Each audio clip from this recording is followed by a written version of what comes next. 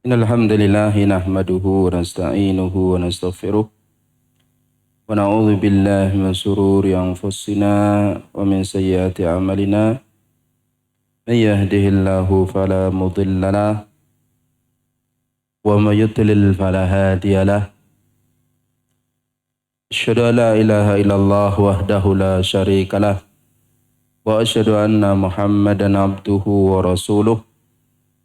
Allahumma salli ala Muhammad wa ala ali Muhammad kama sallaita ala Ibrahim wa ala ali Ibrahim wa barik ala Muhammad wa ala ali Muhammad kama barakta ala Ibrahim wa ala ali Ibrahim innaka Hamidum Majid.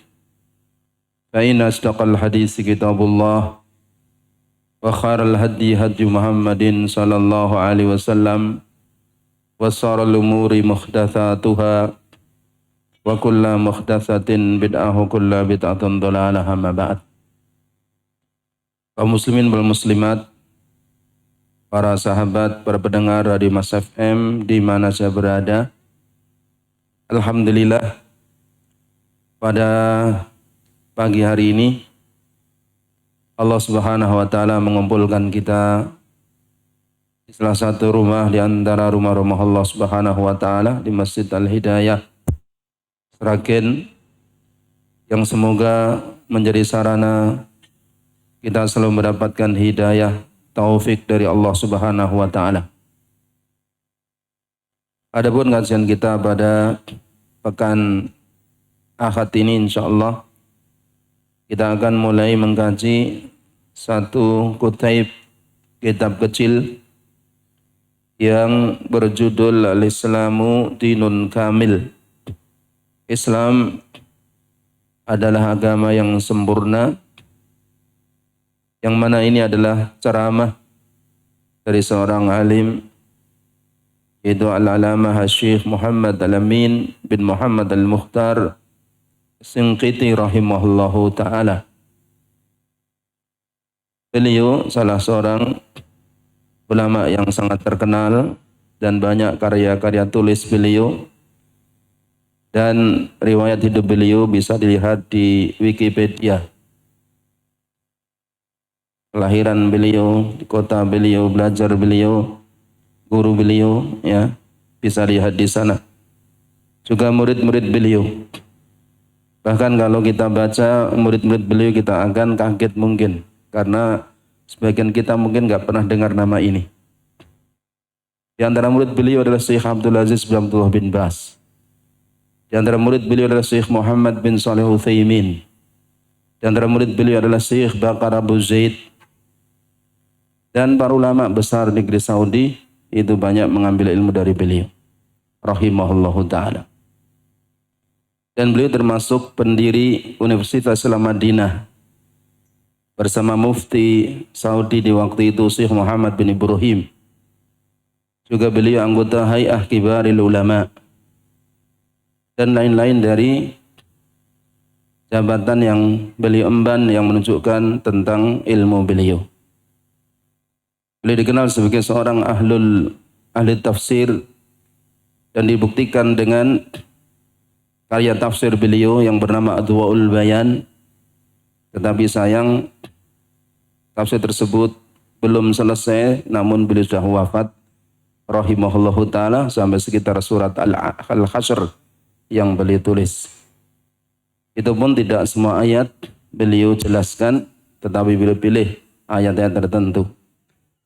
Kemudian dilanjutkan oleh murid beliau yaitu Dr. Atiyah Muhammad Salim rahimahullah yang menyelesaikan sampai surat An-Nas. Juga beliau punya banyak karya-karya tulis, baik dalam bidang, terutama bidang usul, yaitu usul fikih, karena beliau ahli usul fikih, beliau ahli tafsir, beliau ahli fikih, dan lain-lain dari keahlian beliau, dan banyak yaitu pujian-pujian ulama kepada beliau rahimahullahu ta'ala. Ya, bisa dilihat yang sebutkan tadi bagaimana pujian banyak ulama dalam Wikipedia. Kitab ini jadi asalnya ya ceramah beliau sampaikan di Masjid Nabawi, sebenarnya akan disebutkan Kemudian setelah itu dibukukan. Kemudian dari buku inilah, ya buku kecil, kemudian kita terjemahkan, dan dahulu pernah diminta oleh teman-teman di Jakarta untuk dicetak, dan waktu itu diperjualbelikan, sudah lama sekali ya. Ya kemudian kita lihat hasil cetakannya, dan kita lihat kembali beberapa yang perlu kita tambahkan atau kita edit ya. Kemudian mudah-mudahan nanti bisa cetak ulang, bisa diwakafkan, yang digratiskan kepada yang membutuhkan. Kita mulai di sini dengan mukadimah dari apa yang penulis sampaikan, Syekh Muhammad Amin As-Shinqiti rahimahullahu ta'ala. Segala puji bagi Allah Rabb semesta alam. Salawat dan salam semoga dilimpahkan kepada Nabi kita Muhammad sallallahu alaihi wasallam, kepada keluarga beliau, sahabat-sahabat beliau, dan orang-orang yang mendakwahkan dengan dakwah beliau sampai hari pembalasan. Memulai segala sesuatu dengan memuji Allah Subhanahu wa taala. Sebagaimana Allah taala dalam Al-Qur'an pun memulai kitabnya dengan pujian-pujian kepada dirinya. Seperti dalam surat Al-Fatihah, Alhamdulillahirabbil alamin. Dan dalam banyak surat-surat Al-Qur'an, Allah mulai dengan pujian terhadap dirinya. Alhamdulillah. Alhamdulillah, ya banyak sekali. Yang mana adalah Allah Rabbul Alamin. Rabbul Alamin, Rabb semesta alam. Maksudnya Rabb seluruh makhluk. Alam artinya makhluk. Imam Ibn Katsir dalam tafsir Al-Fatihah, dalam tafsir ayat Alhamdulillahirabbil alamin mengatakan al-alam kullu ma siwallah. Alam itu artinya semua selain Allah. Sehingga alam itu artinya makhluk. Kenapa makhluk disebut alam? Dari kata alamah. Alamah artinya tanda. Karena keberadaan makhluk merupakan tanda adanya Khalik. Adanya makhluk, tanda adanya Khalik. Sebagaimana adanya bangku ini menunjukkan adanya tukang kayu. Adanya bangunan masjid menunjukkan adanya tukang batu. Dan begitu seterusnya. Adanya makhluk semuanya menunjukkan adanya Khalik, Allah Subhanahu wa ta'ala. Salawat dan salam semua dilimpahkan kepada Nabi kita, Nabi Muhammad sallallahu alaihi wasallam. Majelis selayaknya tidak lepas dari salawat Nabi SAW. Karena kalau tidak, maka akan menyesal nanti di akhirat. Kalau ada majelis kosong dari salawat Nabi, akan menyesal di akhirat. Tetapi maksud membaca salat Nabi bukan dengan diiringi dengan musik atau dengan rebana atau semacamnya, ya, tetapi dengan ucapan sallallahu alaihi wasallam atau alaihi salatu wassalam. Dan Allah memerintahkan dalam Al-Quran, ya, salawat, perintah salat itu dalam Al-Quran satu tempat. Dalam surat Al-Ahzab ayat 56 Allah mengatakan innallaha wa malaikatahu yusholluna 'alan nabi ya ayyuhalladzina amanu shallu 'alaihi wasallimu taslima. Sesungguhnya Allah dan para malaikatnya bersalawat kepada Nabi.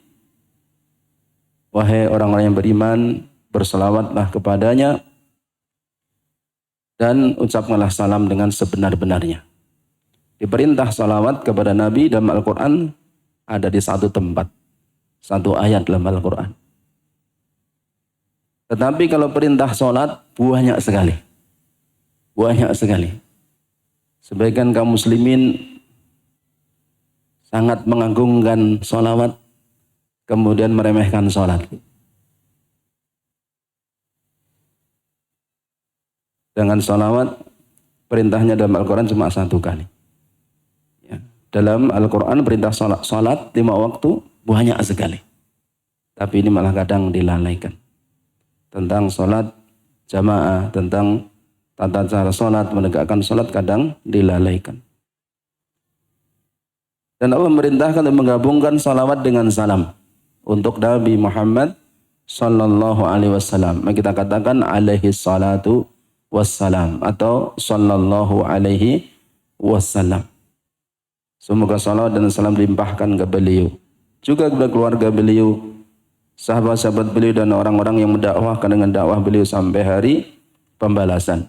Ya, karena Islam akan tetap ada sampai hari pembalasan. Yakni sampai waktu yang Allah tentukan, sampai tidak ada lagi muslim di muka bumi, dan itulah waktu datangnya hari kiamat.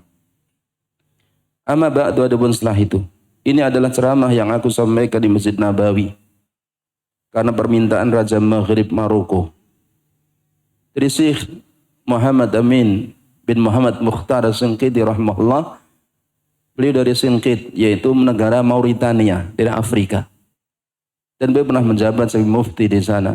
Dan beliau diterima oleh masyarakatnya, oleh pemerintahnya tentang ilmu beliau yang luar biasa.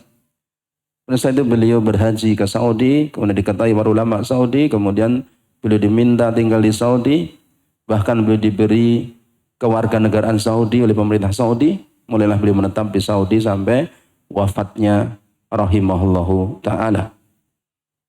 Dan beliau pernah tinggal di Madinah. Seperti kita sebutkan tadi, beliau termasuk mendirikan Universitas Islam Madinah bersama Mufti Saudi waktu itu Syekh Muhammad bin Ibrahim, guru Syekh bin Bas. Dan beliau pernah mengajar di sana. Dan ketika mengajar di sana bertemu Syekh Al-Albani yang juga diundang untuk mengajar di Jamiah Islam Madinah, menjadi dosen di sana. Dan ketika beliau di Madinah juga beliau biasa mengisi kajian di Masjid Nabawi dengan kajian tafsir, dengan hafalan beliau yang sangat luas sekali, berbagai cabang ilmu-ilmu beliau sebutkan, sehingga kajian beliau panjang lebar masalah tafsir.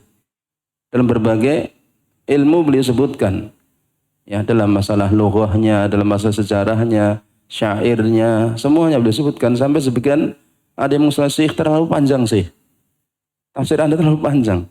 Kata beliau, biar saya buat begini, supaya semua orang dapat mengambil faedah.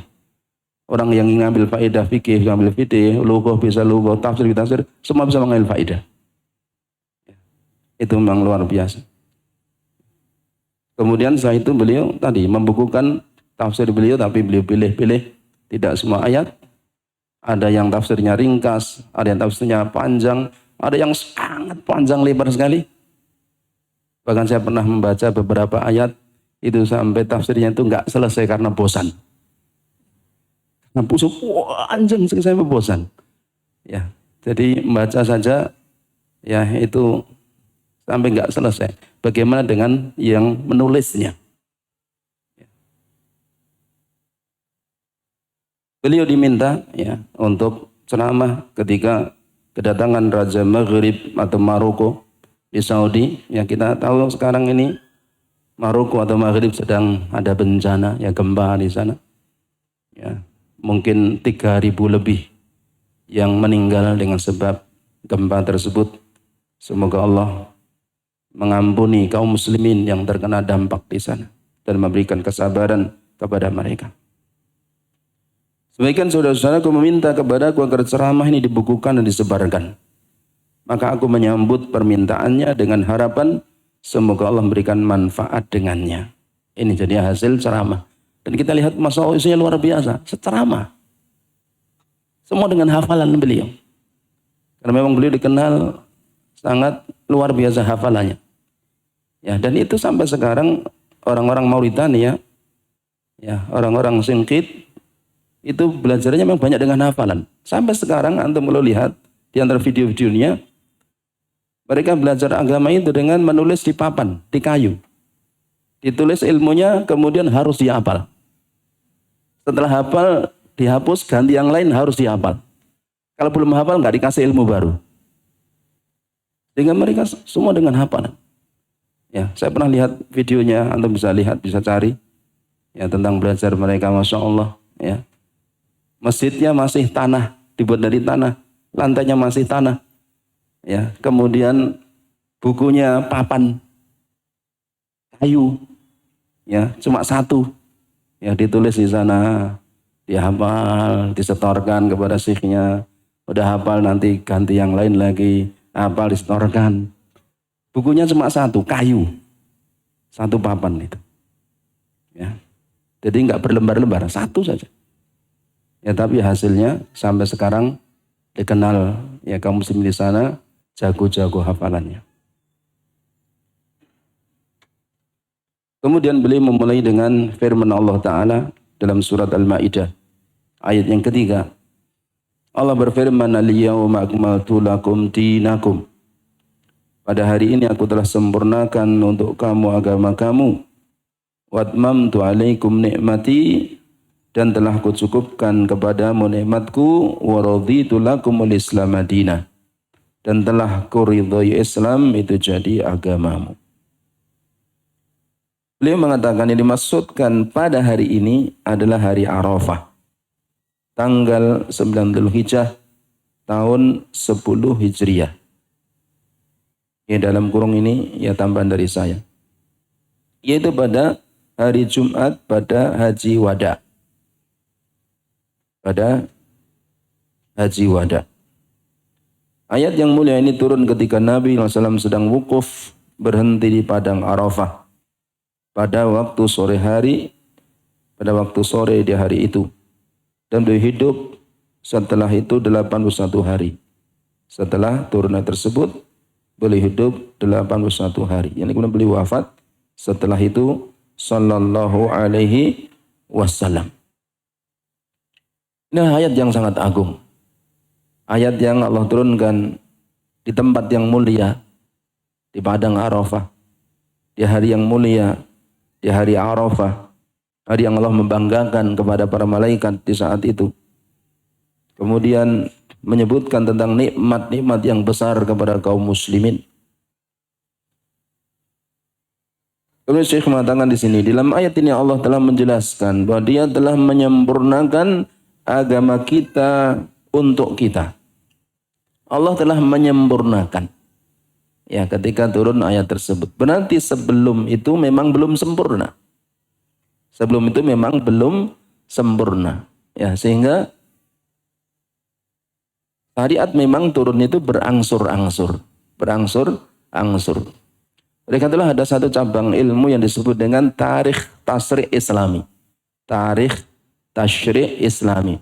Artinya sejarah ya disyariatkannya ya syariat Islam. Sejarah turunnya syariat Islam.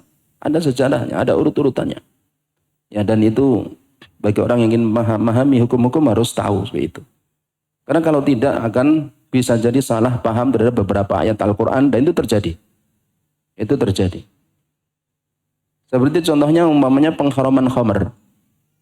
Ya, orang Arab zaman dahulu itu biasa minum khamr dan mereka nggak nganggap buruk minum khamr. Sebagaimana zaman sekarang orang Inggris kan begitu. Orang Inggris secara umum itu nganggap minum khamr itu nggak masalah. Jadi kebiasaan mereka seperti kita minum teh di sini. Ya, maka bagaimana mengubah persepsi itu?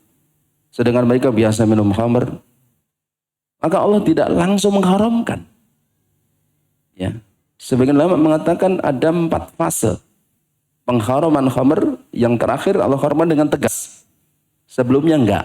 Cuma isyarat-isyarat. Isyarat itu buruk.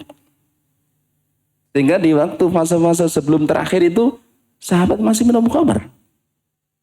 Dan Nabi juga enggak melarang. Karena memang belum ada larangan dengan tegas. Oleh karena itulah para sahabat-sahabat yang wafat dalam perang Uhud, dalam perang Badar, dalam perang Uhud. Sedangkan mereka para syuhada yang diyakini ahlul jannah, ya, sebagian mereka peminum khamr. Termasuk paman Nabi SAW, Hamzah bin Abdul Muttalib. Aku minum khamr di saat itu. Tapi nggak berdosa. Kenapa? Belum dilarang di saat itu. Sebagian orang salah paham terhadap ayat-ayat ya, yang turun di awal-awal kemudian menghalalkan khamr sampai sekarang. Dan saya pernah bertemu ya seorang dosen yang bercerita seperti itu. Rekamannya menghalalkan khamr sampai sekarang. Ya asalkan minum khamrnya ya itu ketika sholat sudah nggak mabuk. Dengan dalil ayat Al-Quran dalam surat An-Nisa, Ya ayyuhalladzina amanu la taqrabus shalah wa antum sukara hatta ta'lamu ma taqulun. Wahai orang yang beriman, kamu jangan melakukan salat ketika mabuk, sehingga kamu memahami yang kamu ucapkan. Memang ketika ayat itu turun belum dilarang. Tetapi enggak, kemudian hukum berlaku sampai sekarang enggak. Itu sudah dimansuh tentang ya bolehnya minum khamr. Nah, itu kadang karena orang enggak tahu tarikh tasyri', ya kemudian salah memahami ayat-ayat. Juga memahami ayat-ayat jihad perang. Sebagian orang keliru memahami. Apa di antara sebabnya? Tidak memahami tarikh tasyri'. Sejarah disyariatkannya syariat Islam. Itu menunjukkan memang ya sebelumnya belum sempurna Islam itu. Sedikit demi sedikit Allah turunkan sesuai keadaan, sesuai kemampuan, dan itu hikmah Allah Ta'ala. Memudahkan manusia memahami, memudahkan manusia mengamalkannya. Tidak memberatkan. Maka agama ini tidak akan kurang selama-lamanya. Karena Allah sudah mengatakan sempurna, maka tidak kurang selama-lamanya. Dan tidak butuh tambahan selama-lamanya. Tidak butuh tambahan. Kita cukup berpegang dengan Al-Quran, dengan hadis, dengan penjelasan para ulama tentu saja. Nggak mungkin kita paham ayat dan hadis tanpa penjelasan para ulama. Nggak mungkin. Tetapi pegangan utamanya Alkitab was Sunnah. Dan itu sudah cukup. Nabi SAW mengatakan dalam hadis Imam Al-Baihaqi, Imam Al-Hakim, Imam Malik, dan yang lainnya dari sahabat Abdullah bin Abbas radhiyallahu anhuma, taraktu fikum amrayn. Aku tinggalkan kepada kamu dua perkara. Lan tadhillu ma tamassaktum bihima. Kamu tidak akan sesat selamanya selama kamu berpegang teguh dengan keduanya. Kitab Allah wa sunnata rasulih. Kitab Allah dan sunnah Rasul. Kamu berpegang dengan keduanya nggak akan sesat selamanya. Berarti cukup. Tetapi untuk memahami itu harus dengan bimbingan para ulama, terutama para ulama sahabat, tabi'in, tabi'ut tabi'in, dan para ulama yang meniti jalan mereka sampai hari kiamat. Gak boleh orang punya pendapat baru dalam agama. Punya pendapat yang tidak ada salafnya. Tidak ada ulama yang mendahuluinya, nggak boleh. Itu mesti nanti akan terjadi pertentangan, persisian, perpecahan. Tapi kalau kita memahami dengan pemahaman para ulama zaman dahulu, akan menjadikan jalan itu satu dan akan menyatukan kaum muslimin. Oleh karena itulah Allah menutup seluruh nabi-nabi dengan nabi kita sallallahu alaihi wasallam. Karena tidak ada kebutuhan tambahan ajaran lagi, Allah jadikan Nabi kita, Nabi Muhammad SAW, penutup seluruh Nabi dan Rasul. Dalam surat Al-Ahzab ayat 40 Allah mengatakan, Makana Muhammadun aba ahadim min rijalikum walakin Rasulullah wa hataman nabiyyin. Nabi Muhammad itu bukan bapak laki-laki dewasa seorang pun di antara kamu. Nabi Muhammad SAW tidak punya anak laki-laki sampai dewasa. Beliau punya anak laki-laki tapi semuanya meninggal di waktu kecil. Walakin Rasulullah. Tetapi dia itu utusan Allah. Wa khataman nabiyyin. Beliau penutup seluruh nabi-nabi. Tidak ada nabi lagi setelah beliau sallallahu alaihi wasallam. Maka semua pengakuan kenabian setelah beliau merupakan kesesatan, kebinasaan. Tetapi Allah akan menguji manusia dengan munculnya nabi-nabi palsu. Dengan membawa syubhat yang sebagian orang akan mengikutinya. Itu telah diberitakan oleh Nabi sallallahu alaihi wasallam. Jadi Nabi SAW penutup Nabi dan Rasul, tidak ada Nabi dan Rasul setelah beliau alaihi salatu wassalam. Tetapi Nabi menjelaskan akan muncul nabi-nabi palsu. Dan realita membuktikan hal tersebut. Bukankah sampai sekarang ada kelompok yang disebut Ahmadiyah, Mirzaiyah, yang ngaku sebagai kaum muslimin, Tapi ngaku pendirinya itu sebagai nabi. Ya, katanya nabi yang nggak membawa syariat. Dan sampai sekarang masih punya pengikut. Ya, pusatnya di Inggris sekarang. Dulu asalnya dari India Utara, di Punjab. Bukankah Indonesia pernah diguncang nabi-nabi palsu? Ya, seperti Ahmad Mossadegh dan lain sebagainya. Itu bukti kebenaran Nabi Muhammad SAW yang mengingatkan umatnya akan muncul nabi-nabi palsu. Demikian pula tidak boleh seseorang diangkat ke satu kedudukan yang semua beritanya diterima, semuanya perintahnya dilakukan, semua larangannya ditinggalkan. Walaupun tidak disebut nabi, itu kedudukan nabi. Paham maksudnya? Paham? Belum paham? Susah ya? Tidak boleh mengangkat seseorang setelah Nabi Muhammad SAW yang seluruh beritanya harus dibenarkan. Seluruh perintahnya harus ditaati. Seluruh larangannya harus ditinggalkan. Setelah Nabi Muhammad SAW nggak ada orang seperti ini. Kalau orang melakukan terhadap seseorang seperti ini, maka dia telah memberikan kedudukan Nabi walaupun tidak menyebut Nabi. Paham? Ini perkataan Syekhul Islam Ibnu Taimiyah dalam kitab An-Nubuwah. Dalam kitab An-Nubuwah. Ada orang seperti ini. Orang bukan Nabi. Semua omongannya diterima. Semuanya beritanya diterima. Semuanya perintahnya diikuti. Semua larangannya diterima. Ya, ini menunjukkan kedudukan Nabi ini, walaupun tidak menyebut Nabi. Ya. Karena cintanya kepada orang saleh, cinta kepada seorang alim, kadang-kadang tokoh dibegitukan. Seolah-olah nggak ada salah. Ini nggak benar. Ini diingatkan oleh para ulama seperti Syekhul Islam Ibnu Taimiyah dalam kitab beliau An-Nubuwah. Ada orang yang fanatik kepada imam madhab. Ada orang yang fanatik kepada ketua organisasi. Ada orang yang fanatik kepada ketua ini, sampai digitukan. Ini kedudukan Nabi digitukan. Nggak boleh. Selain Nabi SAW, jika menyampaikan kebenaran diterima. Jika membawa kesalahan, ya ditolak. Ya. Dan itu akan menyatukan kaum muslimin sikap seperti itu. Di dalam ayat ini juga Allah telah menjelaskan bahwa dia telah meridhoi Islam menjadi agama kita. Sehingga dia tidak akan memurkai agama ini selama-lamanya. Allah tidak akan murka terhadap agama ini. Berbeda dengan orang-orang Yahudi, orang Nasara. Yang Allah dahulu berikan kepada mereka agama tauhid. Kemudian mereka rubah-rubah. Sehingga Allah murka kepada mereka. Adapun Islam, Allah akan meridhoinya. Dan Allah akan menjaganya. Sebagaimana Allah berfirman dalam surat Al-Hijr ayat yang ke-9. Inna nahnu nazzalna dzikra wa inna lahu lahafidun. Sesungguhnya kami Allah Ta'ala yang menurunkan al-dzikr, peringatan, Al-Quran, dan as-sunnah kata para ulama. Dan kami yang akan menjaganya. Allah akan menjaga Al-Quran ini. Allah akan menjaga agama ini. Dan Allah memberitakan bagaimana orang-orang kafir berusaha memadamkan cahaya agama Islam. Yuriduna liyudfi'u nurallah biafwahihim. Orang-orang kafir menghendaki akan memadamkan cahaya Allah dengan mulut-mulut mereka. Wallahu mutimmu nurihi.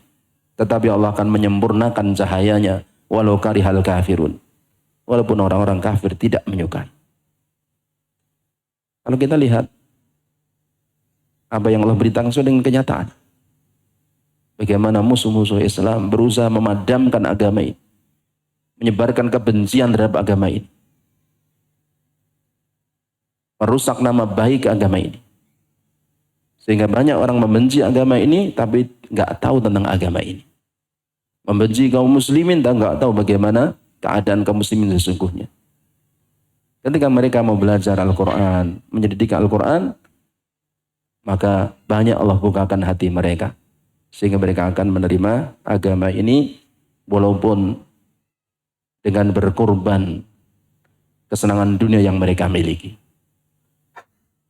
Kita melihat banyak orang-orang yang masuk Islam, kemudian diusir dari keluarganya, tidak diakui sebagai anak, kemudian jabatannya diambil dan sebagainya. Banyak kisah seperti itu. Tetapi ketika iman sudah masuk ke dalam hati mereka, maka mereka memilih untuk mengikuti Allah daripada dunia. Oleh karena itulah Allah menjelaskan bahwa dia tidak akan menerima selain agama Islam dari siapapun juga. Allah berfirman, "Wa may yabtaghi ghairal islami dina falan yuqbala minhu." Wa may yabtaghi, barang siapa mencari ghairal islami dina, agama selain Islam, falan yuqbala minhu, maka sekali-kali tidaklah akan diterima agama itu darinya. Wa huwa fil akhirah, dan dia di akhirat minal khasirin, termasuk orang-orang yang rugi. Ini surat Ali Imran ayat 85. Allah juga berfirman, "Inna dina indallahil Islam." Sesungguhnya agama di sisi Allah hanyalah Islam. Ini surat Ali Imran ayat 19. Al-Imam Ibnu Katsir dalam tafsir ayat-ayat ini mengatakan bahwa Islam itu agama Allah yang dibawa seluruh para rasul. Jadi Islam itu bukan hanya yang dibawa Nabi Muhammad sallallahu alaihi wasallam. Bahkan semua agama yang dibawa para nabi, para rasul, semuanya Islam. Allah menyebut Nabi Nuh itu sebagai seorang muslim. Allah menyebut Nabi Ibrahim, Nabi Musa, Nabi Isa sebagai orang muslim. Mereka beragama Islam. Karena Islam itu secara bahasa artinya pasrah. Ya. Aslama yuslimu islaman, di antara maknanya pasrah. Juga di antara makna aslama yuslimu islaman masuk ke dalam silm, kedamaian. Ya. Islam itu secara bahasa artinya pasrah. Aslama yuslimu islaman, pasrah. Karena seorang hamba dengan Islam dia pasrah kepada Allah Subhanahu wa taala. Yaitu dengan beribadah kepada Allah Ta'ala semata dan tidak menyekutukan dengan apapun juga. Bagaimana cara beribadah? Mengikuti syariat Rasul yang Allah utus di zaman itu. Di zaman itu. Oleh karena itulah ada beberapa ayat Al-Quran yang disalahpahami oleh orang-orang liberal. Kalau mereka menganggap bahwa semua agama sama. Ya. Karena Allah sebut dalam Al-Quran ada orang Yahudi, orang Nasoro yang mereka beriman kepada Allah dan hari akhir akan masuk surga. Ya, itu Yahudi Nasoro zaman dahulu. Sebelum diutusnya Nabi Muhammad sallallahu alaihi wasallam. Adapun setelah diutusnya beliau, Nabi Muhammad SAW, barang siapa mendengar tentang beliau, tidak beriman kepada beliau, semua ahlun nar. Jika sudah sampai dakwah kepada mereka. Dalam hadis di Imam Muslim dari sahabat Abu Hurairah radhiyallahu anhu dalam Kitabul Iman, Nabi SAW mengatakan, "Walladzi nafsu Muhammad biyadi." Demi Allah jiwa Muhammad di tangannya. La yasma'u bi ahadun min hadhil ummah. Tidak ada seorang pun dari umat ini yang mendengar tentang aku. Tsumma yamutu Yahudiyun wala Nasraniyun. Baik Yahudi maupun Nasrani. Tsumma yamutu, kemudian dia meninggal dunia. Walam yu'min billadzi ursiltu bihi. Kemudian dia tidak beriman kepada agama yang aku bawa. Illa kana min ashabinar. Kecuali dia pasti masuk neraka. Jadi setelah diutusnya Nabi Muhammad SAW, maka Islam yang ada adalah mengikuti Nabi Muhammad Sallallahu Alaihi Wasallam. Kecuali orang-orang yang belum kesampaian dakwah, maka Allah itu maha bijaksana dan ada hukum tersendiri bagi mereka. Dan di dalam penyempurnaan agama ini dan penjelasan seluruh hukum-hukumnya merupakan kesempurnaan nikmat di dunia dan akhirat. Yaitu dengan agama Islam ini disempurnakan oleh Allah Ta'ala. Akidahnya, hukumnya. Maka itu sebagai nikmat di dunia dan di akhirat. Nikmat di dunia karena aturan-aturan itu menambah kejelasan, penerangan. Ya, seperti ketika orang berjalan di jalan-jalan yang mungkin berbahaya, di gunung, ya, di jalan berkelok-kelok, tanjakan, turunan, maka adanya aturan-aturan di sana, adanya rambu-rambu di jalan di sana untuk keselamatan. Jangan menganggap itu sebagai belenggu yang mengekang. Masa sana nggak boleh lurus? Loh, kamu lurus masuk jurang. Masa ini nggak boleh ngelanggar? Ya, loh kalau melanggar sana, tahu-tahu ada arah berlawanan datang, ya kamu ketabrak, kan gitu kan? Untuk keselamatan rambu-rambu itu. Jangan dianggap sesuatu yang mengganggu, membelenggu. Begitulah agama ini. Membuat aturan dari Allah yang Maha mengetahui. Ala ya'lamu man khalaq wa huwal latiful khabir. Kata Allah dalam surat Al-Mulk. Bukankah Allah yang menciptakan manusia itu mengetahui? Wa huwal latiful khabir. Allah itu Maha lembut, Maha mengetahui segala sesuatu, yang lahir yang batin. Allah Maha mengetahui yang lahir yang batin. Allah membuat syariat sesuai dengan keadaan manusia yang akan menyelamatkan mereka. Jadi ini akan membawa kebaikan di dunia dan di akhirat. Dikatakan Allah berfirman, wa atmamtu alaikum nikmati, dan aku cukupkan nikmatku kepadamu. Ayat yang mulia ini merupakan nas, teks yang nyata bahwa agama Islam tidaklah meninggalkan sesuatu pun yang dibutuhkan oleh manusia di dunia dan di akhirat, kecuali agama ini telah menerangkannya dan telah menjelaskannya, dan apa saja perkara itu, ya, apa saja perkara itu dibutuhkan sudah diterangkan. Itu perkara buruk sudah dilarang. Ya. Tidak ada suatu perkara pun yang mendekatkan ke surga sudah diterangkan. Tidak ada suatu pun perkara yang menghantar ke neraka sudah dilarang. Orang yang belajar Islam akan tahu itu. Orang yang belajar Islam akan tahu bagaimana agama Islam mengatur masalah pribadi, masalah keluarga, ya, masalah kemasyarakatan, bahkan masalah bernegara, antar negara. Orang yang belajar Islam akan tahu Islam itu mengatur masalah akidah, masalah keyakinan, masalah ibadah, bagaimana manusia mendekatkan diri kepada Allah, bagaimana caranya, masalah muamalah, hubungan satu dengan yang lainnya, bagaimana jual beli, bagaimana hutang piutang, bagaimana sewa menyewa, dan semuanya ada dalam Islam.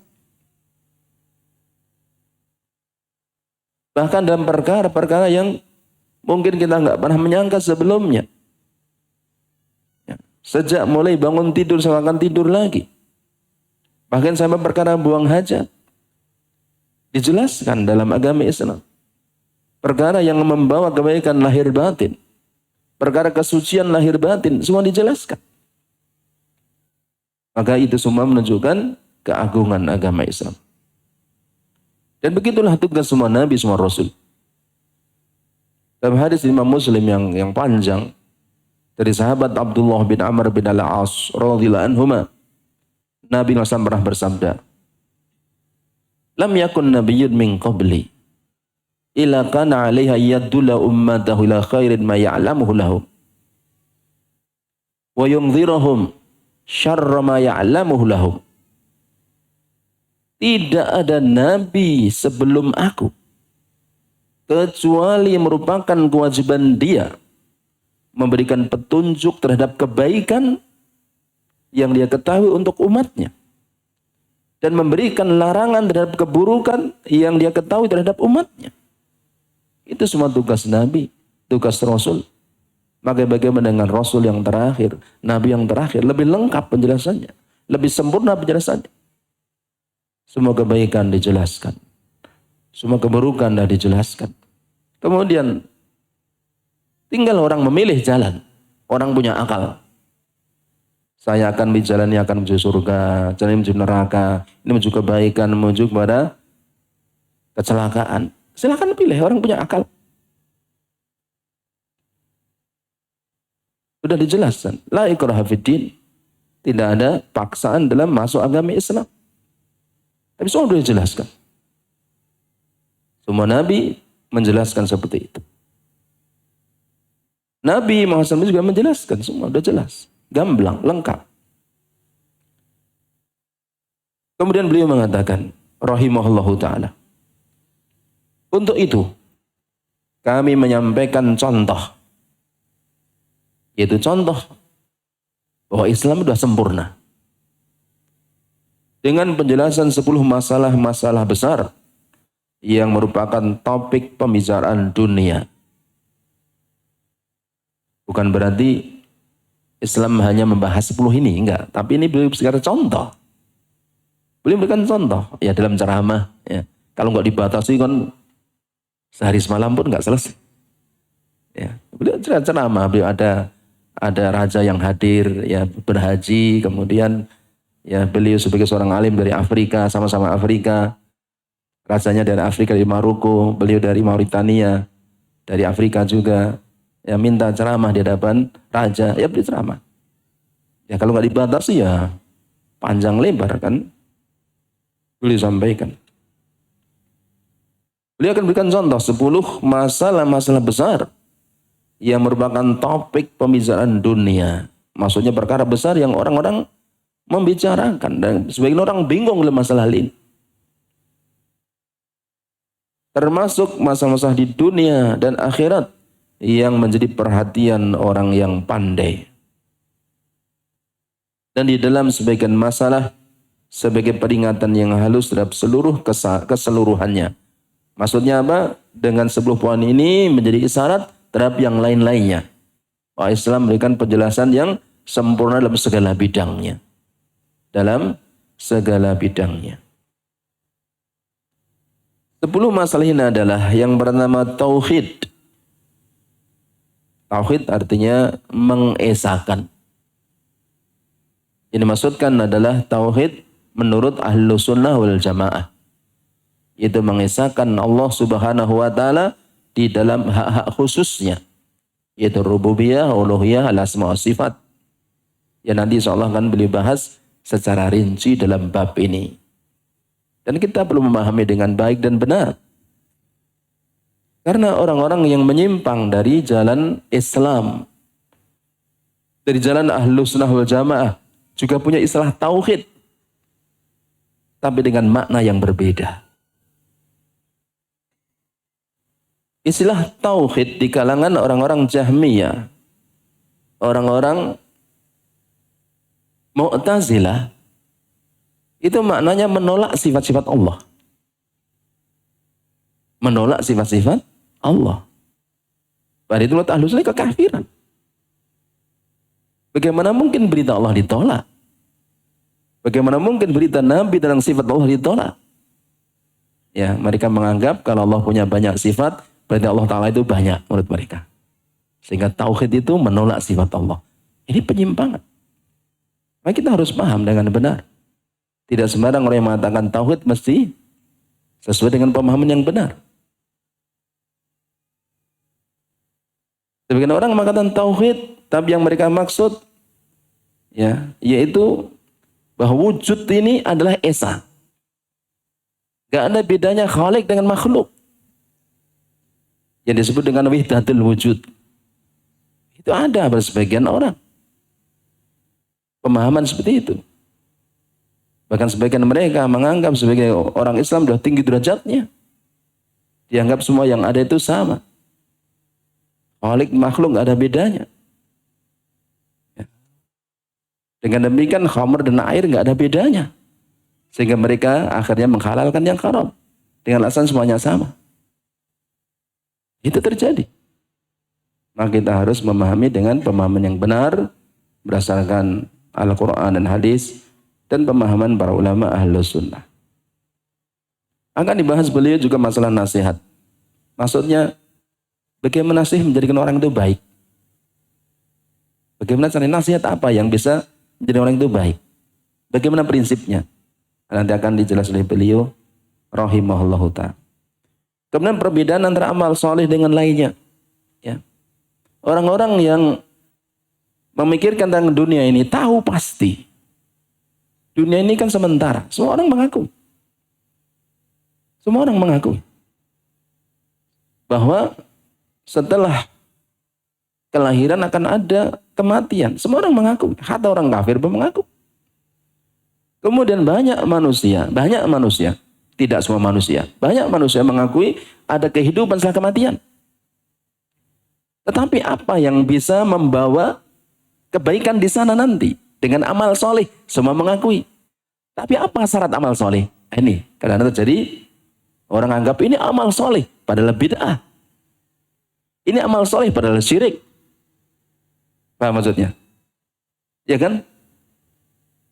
Ya, ada orang menganggap amal soleh. Sehingga orang berbondong-bondong ke kuburan orang yang dianggap soleh. Ya. Sampai disebut dengan istilah, ini wisata religi. Ya, untuk ngalap berkah para wali. Ini amal soleh. Nah, benarkah amal soleh seperti itu? Ya kan? Ya enggak? Ya enggak? Enggak ada suaranya.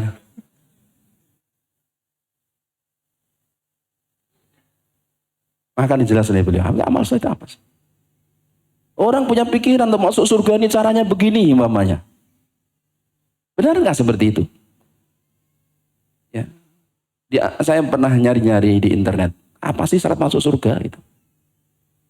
Saya dapat dalam Al-Quran, dalam hadis, aqwal ulama al-sunnah jelas syaratnya iman, amal soleh. Saya dapatkan di situs orang Syiah. Ya. Saya dapatkan syarat masuk surga imamah. Imamah. Meyakini Ali bin Abi Thalib dan keturunan sebagai imam. Akidah mereka. Ayatnya enggak ada, hadisnya enggak ada. Saya lihat apa sih dalilnya? Cuma permainan kata-kata saja. Ada orang yang punya prinsip masuk surga syaratnya ini. Syaratnya enggak ada dalilnya. Masuk surga syaratnya baiat kepada seorang amir. Mana dalilnya dari Al-Quran? Mana? Mana dalil dari Al-Quran? Mana? Kalau syarat masuk surga mesti ada dalil dari Al-Quran. Ya enggak?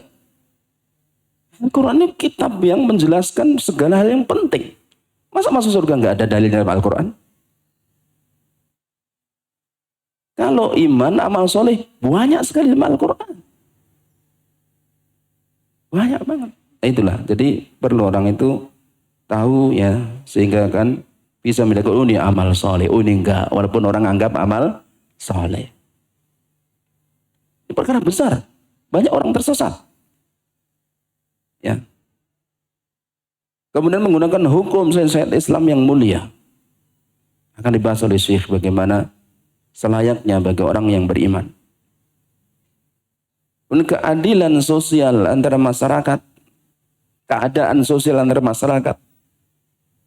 Masyarakat itu ada rakyat, ada pemimpin, ya kan?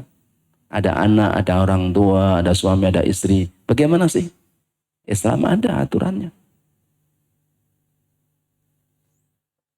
Kemudian bagaimana sifat satu dan satu orang lain, bagaimana mensikapinya. Nah, itu ada pembahasan dari Syekh nanti. Masalah ekonomi. Bagaimana ekonomi dalam Islam? Ya, ada aturannya di sana. Akan dibahas oleh beliau kaidah-kaidahnya. Masalah politik. Ada pembahasannya di sana. Tentang problem kekuasaan orang-orang kafir terhadap umat Islam. Apa sebabnya di banyak tempat kaum muslimin terkalahkan? Umat Islam di atas kebenaran. Terhinakan. Apa sebabnya? Problem umat Islam menghadapi orang-orang kafir dalam kuantitas dan persiapan. Jumlah orang kafir yang banyak. Kemudian perlengkapan mereka yang lebih. Bagaimana tuntunan Islam dalam bab seperti ini? Dan problem perselisihan hati di antara masyarakat. Orang sering berselisih, berbeda pendapat. kemudian bercerai-berai setelah itu. Nah, bagaimana sih menurut Al-Quran? Menurut Islam bagaimana solusinya? Ya, ini mesti akan ada terus. Tentang persisian manusia. Akan ada terus. Orang punya akal. Kemudian ilmu mereka berbeda. Pengalaman berbeda. Sudut pandang kadang berbeda. Gimana menyatukan umat manusia itu sesungguhnya? Islam ada solusinya. Karena memang datang dari Allah Subhanahu wa ta'ala. Kami akan menjelaskan solusi masalah-masalah itu berdasarkan Al-Quran. Dan ini yang mengagumkan kita sebutkan tadi ya. Semua dengan ceramah beli. Enggak bawa kitab, enggak bawa apa. Ya. Semua dengan ingatan beliau, dengan hafalan beliau. Rahimahullahu ta'ala. Sampai sebagian seorang ulama mengatakan beliau ini al-maktabah al-munaqalah, kata sebagian ulama. Beliau ini adalah perpustakaan yang berjalan. Ya, tanya apapun keluar dari beliau hafalannya. Tentang syair, tentang tafsir, tentang fikih, tentang usul dan sebagainya.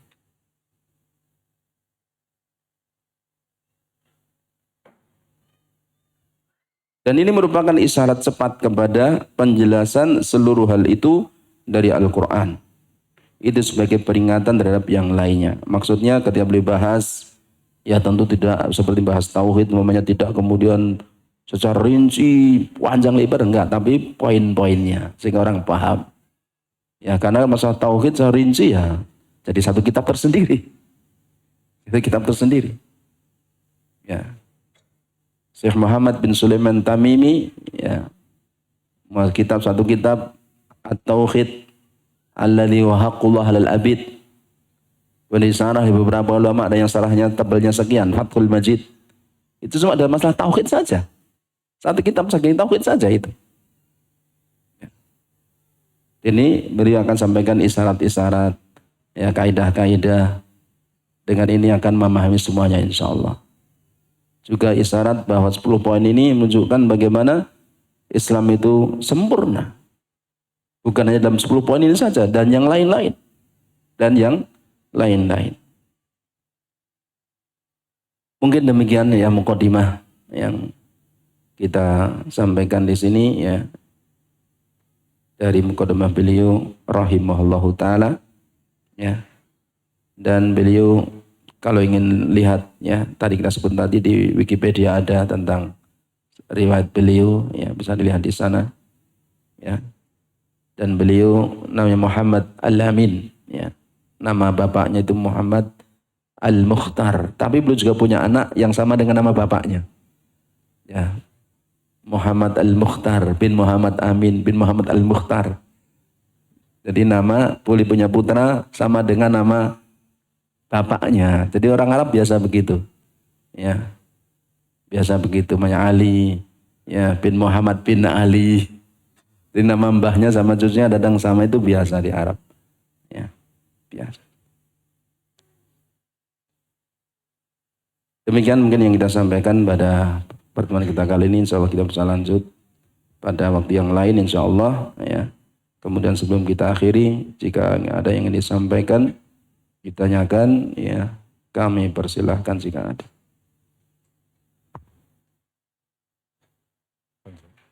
Ya, alhamdulillah, nanti akan kita persilahkan kepada jamaah. Untuk ibu-ibu mungkin bisa lewat WA untuk pertanyaannya, atau ada kotak pertanyaan. Untuk bapak-bapak nanti bisa langsung. Sebelumnya mungkin perlu kami sampaikan yang mungkin telat informasinya, bahwa buku ini insya Allah akan kita cetak dengan pengadaan sekitar 1.000 buku, diperuntukkan untuk jamaah kajian secara gratis. Kemudian selebihnya nanti akan menjadi program wakaf yang kita berikan ke kaum muslimin yang lainnya. Karena buku ini sebenarnya sudah cukup lama, sebagaimana yang disampaikan oleh Ustadz Muslim Asy'ari hafizahullah, bahwa buku ini dulunya pernah diperjualbelikan ya untuk penerbit, dan ini sudah diedit, direvisi oleh Ustadzuna Muslim Asy'ari karena beliau selaku penerjemah kitab ini, kitab kecil ini, sehingga nanti insya Allah kita akan cetak sebanyak 1.000, dan insya Allah kita akan open donasi sekitar kebutuhan donasi ini 10 juta. Nanti silakan bapak-bapak atau seluruh jamaah pendengar Radio Mas FM yang ingin andil dalam pencetakan buku wakaf ini nanti bisa menghubungi panitia, atau yang sudah tergabung di grup WhatsApp nanti insya Allah kita akan sampaikan perolehan donasi ini, karena yang kita butuhkan hanya 10 juta insya Allah. Ya. Kemudian ada pertanyaan, kita persilakan Ustadz Muslim. Silakan Ustadz. Tayyib, ini ada pertanyaan ya, lewat tulisan. Tolong terangkan masa iddah seorang istri yang ditinggal mati suaminya. Ya. Allah SWT berfirman ya dalam Al-Quran ya menjelaskan tentang iddah ya seorang wanita ya, yang ditinggal wafat ya oleh suaminya ya. Itu seorang wanita itu harus beriddah ya selama 4 bulan 10 hari ya. 4 bulan 10 hari. Jadi itu yang disebut dengan masa iddah ya. Yaitu seorang wanita tidak boleh menikah di masa iddah itu ya selama 4 bulan 10 hari. Kemudian juga di sana selama itu juga ada kewajiban yang disebut ikhdad. Jadi ada iddah, ada ikhdad. Iddah itu masa yang seorang wanita harus menanti sampai dia boleh menikah lagi, itu 4 bulan 10 hari. Kemudian ada ikhdad. Ikhdad itu berkabung.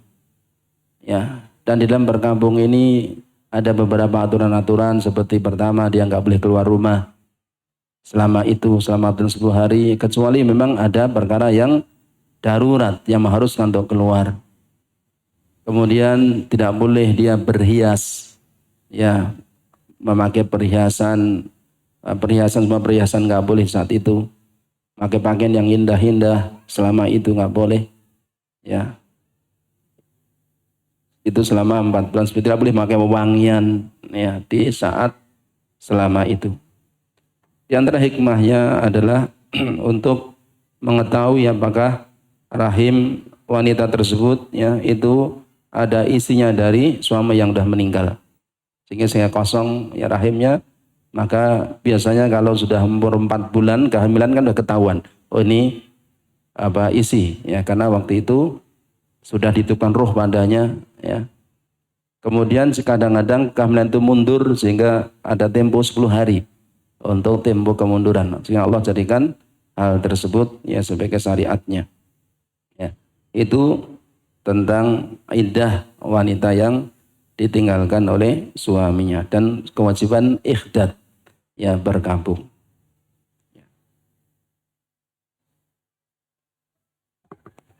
Ya sudah cukup. Ada yang pengen bertanya langsung? Silakan. Silakan. Ya. Yang ingin Anda tanyakan, ayat surat Al-Maidah ayat 3 ini kan diimani oleh seluruh kaum muslimin, Ustaz. Ya. Baik ahlu sunnah maupun di luarnya. Ya.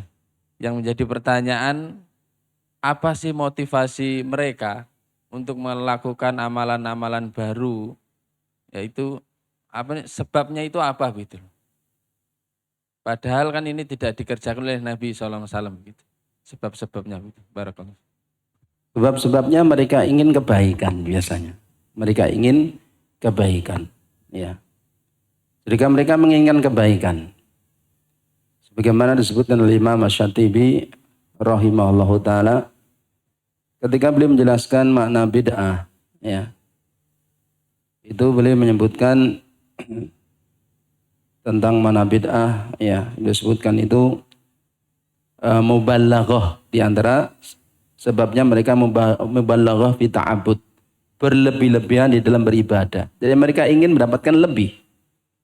Jadi seolah-olah apa yang diajarkan Islam itu masih kurang gitu, untuk mendapatkan sesuatu yang lebih. Sehingga mereka pun membuat istilah dengan istilah bid'ah hasanah. Ini bagus gitu. Tetapi orang itu kadang lupa bahwa niat yang baik nggak cukup. Niat yang baik itu nggak cukup. Tapi harus juga diikuti dengan apa? Dengan cara yang baik. Niat untuk mendapatkan suatu kebaikan yang lebih, Ya, itu nggak cukup. Di zaman Nabi SAW sudah mulai sesungguhnya bibit-bibit seperti itu.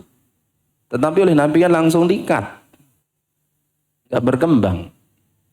Contohnya ada beberapa sahabat yang mendatangi rumah Nabi SAW. Kemudian bertanya kepada para istri Nabi. Gimana sih ibadah Nabi di rumah itu? Mereka ingin mencontoh. Kemudian para istri Nabi menjelaskan. Nabi itu kalau di rumah ibadahnya seperti ini. Nabi itu kan sholatnya nggak banyak. Sholat malamnya itu yang ada riwayat yang sahih itu 13 rakaat. Maksimal. Kemudian mereka puasa Nabi juga nggak setiap hari puasa. Tidak setiap hari puasa. Bahkan Aisyah mengatakan kalau orang ingin melihat Nabi itu puasa, dia melihat Nabi puasa. Kalau orang ingin melihat Nabi itu nggak puasa, Nabi nggak puasa. Kadang puasa, kadang enggak. Sehingga sebagian sahabat itu, loh, Nabi ternyata sedikit ya ibadahnya ya, kalau di rumah. Sebagian mengatakan, oh ya wajar, wong Nabi itu kan dosanya yang lalu akan datang udah diampuni. Kalau kita kan nggak ada jaminan. Maka sebagian mereka mengatakan, ya dah kalau begitu, setiap malam saya akan sholat malam, nggak akan tidur. Niatnya baik kan niatnya? Niatnya baik gak? Yang satu mengatakan, saya setiap hari akan puasa, nggak akan berbuka. Niatnya baik nggak? Yang satu mengatakan, la atazawajun nisa, saya nggak akan nikahi wanita. Setiap hari untuk ibadah saja. Niatnya baik nggak? Baik niatnya. Tetapi ternyata itu diingkari oleh Nabi Shallallahu Alaihi Wasallam semuanya. Nggak cukup niat yang baik, harus dengan cara yang baik. Maka Nabi berkhutbah. Di antara khutbah beliau mengatakan, ini hadis riwayat Bukhari Imam Muslim dari Anas bin Malik. Nabi mengatakan, ana a'lamukum billah. Aku itu orang yang paling tahu di antara kamu tentang Allah. Ana atqakum billah. Aku orang yang paling takwa kepada Allah. Ana akhsyakum billah. Aku orang yang paling takut kepada Allah. Wa ana usalli wa arkud. Aku kadang salat malam, kadang tidur. Wa asum wa uftir, kadang puasa kadang enggak puasa. Wa tazawun nisa, dan aku menikahi wanita-wanita. Faman raghiba an sunnati falaysa minni. Orang yang enggak suka ajaranku, meninggalkan ajaranku, bukan dariku. Tegaskan begitu. Maka ketika bid'ah akan muncul, Nabi ikat. Berikatulah banyaknya bid'ah-bid'ah setelah Nabi wafat. Setelah Nabi wafat. Ya, terutama di akhir-akhir zaman sahabat muncul Khawarij, ya, kemudian muncul Murji'ah, muncul Syiah. Itu setelah Nabi wafat. Niatnya baik. Bahkan orang-orang Khawarij ketika membunuh kaum muslimin, niatnya ibadah. Niatnya ibadah. Ketika Abdurrahman bin Muljam membunuh Ali bin Abi Thalib, niatnya ibadah. Orang Syiah punya keyakinan membunuh Ahlus Sunnah itu ibadah. Karena dianggap Ahlus Sunnah itu, ya, yang mengikuti para sahabat itu merampas hak Ali bin Abi Thalib sebagai imam. Niatnya ibadah. Oleh karena orang yang melakukan bid'ah itu lebih susah untuk tobat. Kenapa? Karena menganggap itu ibadah. Bagaimana orang diminta tobat dari ibadah? Paham ya? Imam Sufyan Ats-Tsauri mengatakan, al-bid'atu la yutabu minha, wal ma'siyah yutabu minha. Bid'ah itu susah orang bertobat dari bid'ah. Tetapi kalau maksiat lebih mudah. Kenapa? Orang maksiat itu kan tahu ini buruk. Tapi kalah hawa nafsu. Suatu ketika dia akan tobat. Tapi kalau menganggap ini baik, kok suruh ninggalkan, piye gue iki? Nah, maka orang harus beri pemahaman. Maka bid'ah itu nggak bisa dengan kekerasan. Dihantem ya ora hilang. Tapi dengan dialog, dengan dijelaskan, itu akan bisa hilang di pikiran kok. Ya, jelas nggih? Ya silakan, ada yang ingin tanya lagi?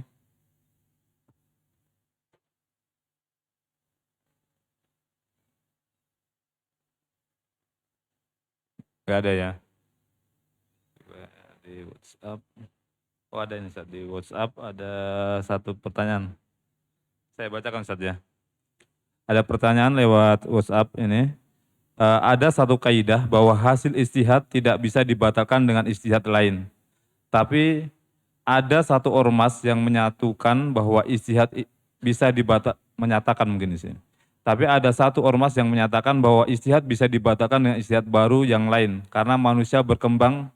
Bagaimana dengan pernyataan tersebut? Mohon penjelasannya Ustaz. Baik. Apa sih sesungguhnya ijtihad itu? Ya.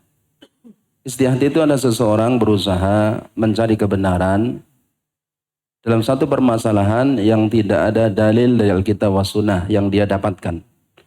Kemudian dia beristihad, yakni dia bersungguh-sungguh cari kebenaran, kemudian dia menyatakan satu pendapat, satu hukum yang dia tidak mendapatkan dari Alkitab wa Sunnah. Ya. Ketika orang beristihad dan dia itu nggak mendapatkan dari Alkitab wa Sunnah dan dia sesungguhnya mencari kebenaran, memang orang seperti ini salah dan benar pun nggak berdosa. Jika memang dia ahli dalam masalah itu. Maksudnya dia berhak melakukan ijtihad. Karena Nabi SAW bersabda dalam hadis dari Imam Al-Bukhari, Nabi mengatakan, Idza hakamal hakim fastahada fa'asaba falu ajran. Jika ada seorang hakim, dia menghukumi satu perkara dan dia berijtihad, dia mengerahkan segenap kemampuannya. Fa'asaba, lalu dia mendapatkan kebenaran, falahu ajrun, dia dapat 2 pahala. Pahala usahanya, pahala benarnya. Wa in akhta'a falahu ajrun wahid. Jika dia salah, dapat 1 pahala. Jika salah, dapat 1 pahala. Salah kok dapat 1 pahala, usahanya yang dapat pahala. Salahnya dimaafkan karena nggak sengaja. Padahal sudah berusaha cari kebenaran. Itu ijtihad, itu ijtihad.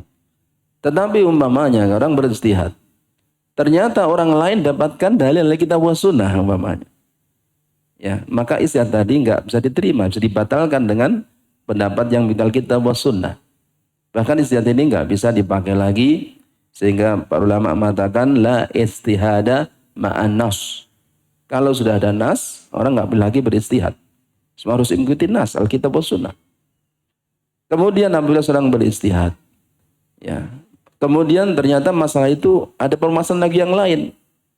Ya, kemudian orang ini berijtihad lagi. Mungkin orang lain atau orang tersebut berijtihad lagi, ya nggak ada masalah. Selama tidak bertentangan dengan Alkitab wa Sunnah, nggak ada masalah. Ya, tapi bukan berarti kemudian ijtihad yang dahulu pun orang berdosa, karena itu enggak, kan itu di zaman tersebut. Ya, itu mungkin yang bisa disampaikan. Ya, mudah-mudahan bisa mencerahkan ya. Ada yang lain sebelum kita tutup? Ya, kita insya Allah cukupkan. Mungkin ada nasihat terakhir Ustaz untuk jamaah sekalian. Ya, demikian yang kita sampaikan ya dari muqaddimah ya. Tadi yang disebutkan oleh Syekh Muhammad Amin bin Muhammad Al-Mukhtar Sengkiti rahimahullah ta'ala dari ceramah beliau di Masjid Nabawi yang sudah dibukukan. InsyaAllah akan kita kaji pada pertemuan-pertemuan berikutnya. Dan semoga Allah Ta'ala selalu memberikan bimbingannya kepada kita. Sehingga kita bisa melangkah di atas jalan yang lurus, jalan yang Allah cintai, Allah ridhoi. Sehingga mengantarkan di dalam surga Allah Subhanahu Wa Ta'ala. Dan perlu kita ya semangat dalam talabul ilm.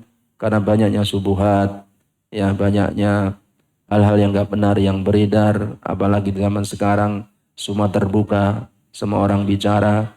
Sehingga perlu orang mengambil masalah-masalah agama dari sumber-sumber yang terpercaya. Sebagaimana dikatakan oleh Imam Abdullah bin Mubarak rahimahullah ta'ala mengatakan inna hadal ilma dinun fangzuru min aina ta'khuduna dinakum. Sesungguhnya ilmu masalah agama ini perkara agama. Maka perhatikan siapa yang kamu ambil ilmunya. Diambil oleh orang-orang yang terpercaya sehingga akan bisa menyelamatkan kita di dunia dan di akhirat. Ya, karena banyak orang besar agama tapi ternyata menyimpang dari agama Islam yang mulia. Subhanakallahumma bihamdik asyhadu an la ilaha illa anta astaghfiruka wa atubu ilaik. Assalamualaikum warahmatullahi wabarakatuh. Waalaikumsalam warahmatullahi wabarakatuh. Ya alhamdulillah. Jazakumullah khairan kepada Ustaz